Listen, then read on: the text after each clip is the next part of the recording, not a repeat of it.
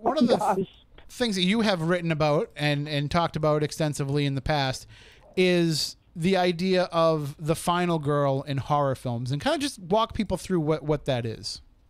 Okay, so the final girl emerged with the Texas Chainsaw Massacre, and this is Carol Clover's ideas that I'm riffing on here from her book, Men, Women, and Chainsaws, and she's talking about gender in the horror film. So the final girl is the girl who lives through the maniac's wrath.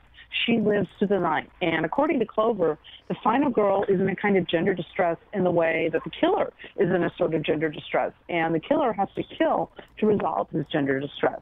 You know, it's a man almost always, and his gender distress is because, you know, he's impotent in some way.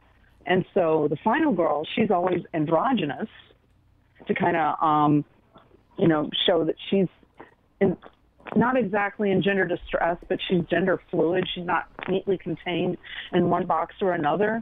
One thing I've been noticing too is that the final girl has positive characteristics. This isn't all negative. It's not like what they talk about in Scream, for instance, where the final girl lives only because she's a virgin. And so this is a ratification of patriarchal ideas about women's value and women's proper roles. It's much more than that. What I'm noticing is the final girl looks at what is presented to her as adult female sexuality in, say, a movie like Nightmare on Elm Street, the original one. So Nancy looks at what's presented to her by her friend as a representation of adult sexuality.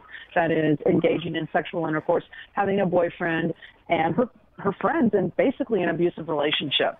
There are a lot of hints in the film that Tina's friend Rod might be beating her up. He's insanely jealous. They break up all the time, and then they have makeup sex. It looks like a cycle of domestic violence. Nancy looks at that. Nancy looks at her parents' failed marriage. She looks at the tired marriage of her boyfriend's parents, and she's just kind of waiting for something better to come along, I think. It's not so much that she survives because she's a virgin. She survives because she's not distracted by stupid things. And I'm noticing